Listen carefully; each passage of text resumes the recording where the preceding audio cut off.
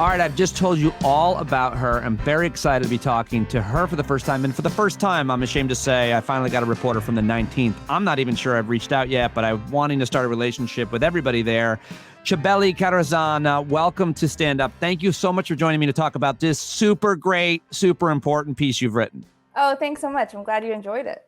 Before we get to the piece, we did establish that right now, something real quick going on. You and your family are celebrating Christmas today, 10 days early.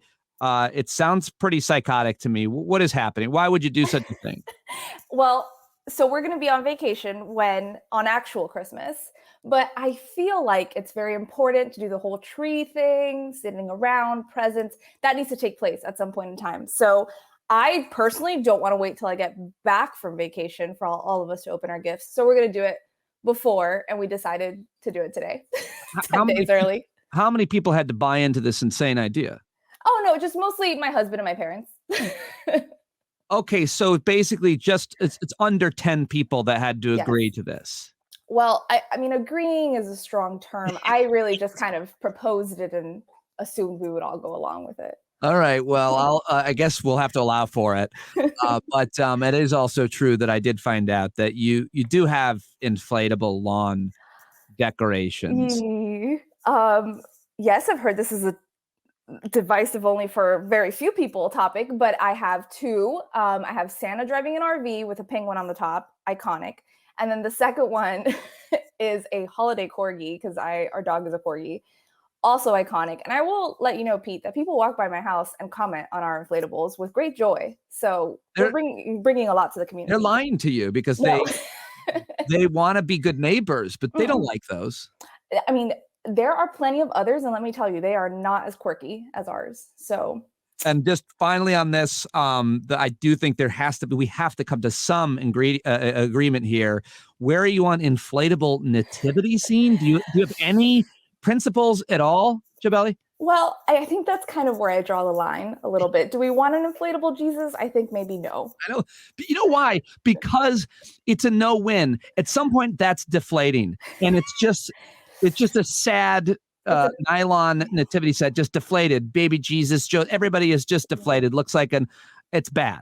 It's a tough look for Jesus during this season of the year. Yes, I agree. All right, let's get to your amazing article. I'm psyched to talk to you. This is such an important piece. It's titled, "Did the Pandemic Change Dads Forever?" For some families, the pandemic scrambled gender roles, and these dads say they aren't going back. Great piece. Psyched to meet you through this piece. It's really important. And I mean, I guess, how did you come to it? Because anecdotally, I'm hearing a lot about this from my friends, my own experience. I would have loved to talk to you about mine. I could never stop talking about this. Who did you talk to, and what kind of research did you get to? Let's get to it. Yeah. So at the 19th, we've been covering what's been going on with moms in the pandemic. I mean, extensively for the past almost 2 years. It's unbelievable to say 2 years, but almost 2 years now. And so we had a really good idea what was going on with moms leaving the labor force in huge numbers we had never seen before. We've written about that extensively. And then we were starting to get a little bit of research on dads and sort of the comparison experience. And what we saw was, at the very beginning of the pandemic, moms and dads were having sort of a very similar experience. They were having similar stresses on their work, leaving work, taking time off work because of care. And then as the pandemic wore on, those paths started to diverge, where dads were more likely to be returning to work. And I think it's really easy to come up with a conclusion about that and just say, dads, they're just not having a hard time. They're just going back to work. Everything's okay for them. Moms are the ones that are still struggling. But I think what was going on under the surface, that was a little bit more complicated. And we had heard from someone who said, a lot of dads just don't have support at work to say, hey, I still have care responsibilities. Like, I can't go back. And so they were being sort of forced back when they didn't want to. And that was really what started us thinking of along this path of what was sort of going on under the data about dads.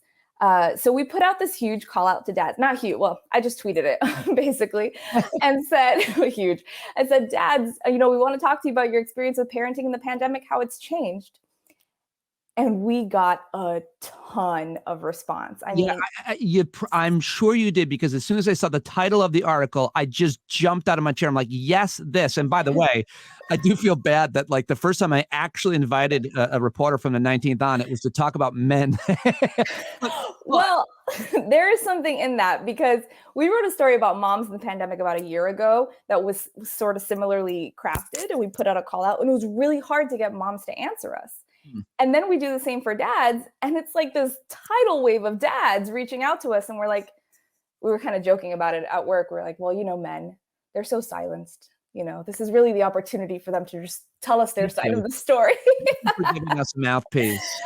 You're welcome. I know it's really difficult to. Well, I mean, the truth is, I mean, I'm trying to bend it around to prove the fact that it's obviously, and you touch on it in this piece, it's really affects women too, and Mhm. heteronormative couples, if we're Yes. talking about that, and that, because we're talking about men, and that men are realizing a lot of what their partners, their spouses are doing and experiencing. A lot of women are going to work full time Mhm. and also taking care of a lot of the household chores. And I think a lot of the men kind of think like, I go to work all day, I'm working all day to provide. I come home and now I want to eat whatever and not have to do necessarily two things. Mhm. But we've really learned about each other's roles, and it's mixing a lot of stuff up. And Yeah. I would argue making a lot of things better, but I've said too much. Let's get specific. Who did you talk to? Yeah. Yeah. So it's the power of visibility, right? What you're talking about. So we talked to dads across the country. I mean, it's like over a dozen dads about this. And one of the experiences that shot out to us was this dad, John Keel in Wisconsin, who had his role completely switched. His wife used to be a stay-at-home mom. He was working out in the office, and now they're flipped. She is working out for the first time, and he is out in the world, out of the home for the first time, and he's at home remote. And so John was sort of talking about all of this, what we call invisible labor that is really gendered. A lot of women take on all the little things, right? Like who's going to take the kids to the dentist appointment or pick up the kids after school, or make sure that we're out of tomatoes this week. Who's going to go pick that up, right? So all of that invisible work that goes on under the surface is now he's taking it on. And so for him, it was like realizing that a lot of that is not acknowledged at all. Right. And working through the complexities of realizing for the first time that, oh, my wife has been doing this for a really long time and I haven't acknowledged it for a long time. And now I don't like that feeling when it's, put on me. And so for him, I want credit for everything I do around the house. Like I'll make videos, time-lapse videos, to show how I clean something. And then I will send it a text to my wife and my daughters. And then I wait for an award ceremony Mhm. and a cookie. Did you get it? No, no one cares. They say you're supposed to do that. You don't get rewards for things you're supposed to do. Yeah. You also write about Steve Amidon. I might have Mm. interrupted you before you were finished with that last point. I'm sorry, but I love Steve's story because this is a different angle of one of the dads you talked to, and I think this is really interesting because the dude moved to Ohio, which is their fault, but to follow a job that like a dream job at Bowling Green University to be an archivist for whatever reason. Yeah. That's what he really wanted to do, and I think the point there is even when we love our job, and that's always been my case, we really enjoy it. All of a sudden, when you experience your kids, there's something happens, and that's changing where you go, I like this better. I love being around my kids even more than I love the job that I really enjoy. Tell me about him. Yeah. Steve's story was fascinating because it was the flip story of what we had heard from women a lot this year, which was they were choosing to completely leave their careers and quit their jobs to focus on their kids. And so Steve was the one in his family who made that choice. And even recognizing that the job was a really fulfilling job, was a job he loved. But after spending so much time with his daughter during the pandemic, there was no job that he cared about more than that job, the job of being her parent. And he decided, I'm going to quit. And he's been out of work for about a year. And Steve, he's funny because he's like, and people told me, what are you going to do all day? He's like, I have no problem filling the hours from 9 to 3 with things that I'm doing at home and care for my daughter and then picking her up and sort of realizing for him that the priorities shifted very fundamentally, specifically through the pandemic as kind of a vehicle for that to catalyze that change. I bet you. When did you post this piece? Today, this morning. I bet you this is going to be one of the most read pieces because of men being interested in it, of course, but more importantly, Mm. because it's a thing that I think so many families are experiencing, and you really put your finger on this, and I think this is going to be a really popular piece. You talked to this guy, Jeremy Smith, who's the co-founder of something called the Mindful Return Working Dad course, and however the hell he came up with this employer-sponsored 4-week online class that helps fathers adjust to their roles as working parents, you write. Wherever this idea came from, good for him. Sounds like he might have struck gold. But Yeah. what did he talk about? What did you learn from him for this? Yeah, I really loved my conversation with Jeremy because it was a different side of this whole thing. I mean, he's been thinking about this for a long time. So I wanted to see whether he had noticed something had changed. And so he said that this year, the conversations in the Mindful Dad group, which they've had several courses throughout the past year, have really changed, with a lot of dads asking these questions and trying to sort of wade their way through what is a really different experience with work, which I think we've all been having during the pandemic. And he's just talking about how when he was a father, is particularly working in the financial field, he did not have a lot of support. He was one of the first in his region to ever take parental leave. Huh. And so, now we're hearing all of these dads who are coming out of the pandemic, and the idea of taking almost no parental leave or reducing their leave because they feel like they have to hurry back to work, that is going away. And so that was sort of coming up in the conversations with these dads, figuring out, how do I talk to my employer and explain to them that actually this is really valuable and I want to do it and I don't want to cut it back because you're sort of forcing me back in. And I think that's sort of a new place that we're all entering in, where we're reevaluating the importance of these, what we call benefits, right? About like parental leave, a benefit that you, and as Jeremy was talking about, is not factored into the full return of what a job can give you, is the opportunity to also be a parent without, hindering it.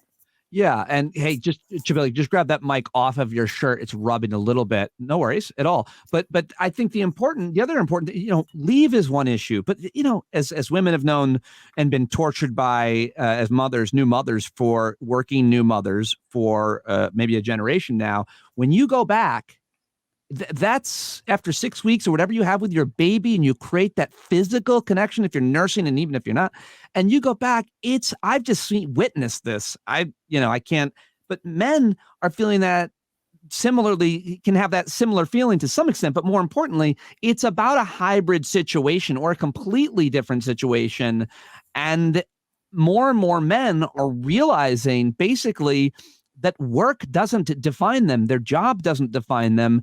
But it does. Being a dad and being around is the best dad you can be. And I just think that from what I'm hearing, there's a massive change. And you actually have the data to back it up from the Boston College Center for Work and Family. It's why this piece and your work and the work of 19thnews.org is so great, because it's just excellent journalism that you did here. What did you learn about the drastic change over the past decade? And this is with parental leave in particular, which is fascinating because we wrote another story about this that basically talked about the country had not really embraced the idea of parental leave until men started to buy into it. And so the Boston research was looking at Fortune 500 companies and the kind of leave that they were offering. And initially, and actually, hang on, let me find what the actual number is, and I'll start that sentence again. No, you don't have to. I mean, I can edit whatever, or it doesn't matter. I don't care. People know that we're using data in our conversation. We're being very specific. Hang on. Yeah. I don't want to say the number wrong. Give me 1 second. Is this the paragraph in there, the Boston College Center for? Yeah, I got it. Oh, okay. So what that data found was, a decade ago, only 1 in 20 fathers was really even taking more than 2 weeks for the birth of their child. In a decade, that has changed dramatically. Now about 62% of them said that they were taking 6 to 16 weeks of leave. And so what we've seen is this gradual shift that's happened over time, but particularly in the last decade, where men have been more willing to take this leave, and companies have been more willing to offer it. So sort of this dual thing that has started to happen. And I think what we will see because of the pandemic is an even bigger focus on that, because being at home, sort of the visibility of that work, of that care every day, how difficult it is, I think has really crystallized for a lot of people how important it is to be involved. And we know there's studies already on this, that when dads are more involved with their children at birth, they are more likely to be involved long-term in their lives. And that sort of changes the entire trajectory. It's such a generational change in terms of what men, even if it's unintentional or unconscious, thought their role was. Like, I go to work and I make the money. That's what I'm supposed to do. And it's whether it's your mom or your dad or whoever, a parent, an adult that's in your life, to be around them, to be with them. And I think that the changing in the ability to work from home technically and for whatever other reasons, it's such a game changer too. I feel like, where so many men in this case, and women too, are demanding since the pandemic, listen, you want me to come back to work? And I'm telling you, I'm not. Either I stay here or create this new schedule or I'm gone. Is that right? Is that what you're hearing? Yeah. One of the dads we spoke to was an engineer on the Florida Space Coast. And he talked about that. He said, if my company forces me to come back in person, I'm just going to look for a different job that's going to be more flexible, because the options are there. Right. So I can do that, and something that works better with my life. And so that's something that I think also born of this moment. And, to the point that you were making about dads and moms and care responsibilities, I think one of the most interesting points in this story is a dad, Max, who is working from home remotely, and his wife is a nurse, and she is home about 3 days a week. And he was saying, I go out in my neighborhood and I push, the stroller or walk my child, and 10 people will come up to me and say why I'm like the next Lord and Savior of our community, because I am, I'm known as Sadie's father. That is how he is known. But his wife, who does the same thing as him, 3 days a week, she does it, 3 days a week, he does it. She's not Sadie's mother. He is Sadie's father. Right. And so it's this interesting thing about, dads do half the work, but we praise them twice as much. And that's something that I think is still there. I stopped getting that kind of praise when my daughter was out of the stroller. So now I walk around with a dolly in a baby Bjorn, just so people think I'm such a great guy. It's really, nobody comes close enough to know that it's just a dolly. It's that's such an interesting point, and sad in a way too. But nonetheless, the idea that men are it's changing rapidly, and like everything else, the pandemic really sped it up. Well, I highly recommend everybody read this full piece, because it barely scratched the surface with it. I'm psyched to discover your work and talk about the rest of it as I read it and as you post it. And we'll be following you and supporting you. Thank you so much for talking to me, and have a great, super early Christmas. Well, thank you so much. I'll send you an inflatable in the mail. Nativity. You will never have my address. Never. I'll send it back. I'll somehow send it back and leave it on your lawn. Thank you so much, Chabeli. Really, really great work. I appreciate it. Thank you.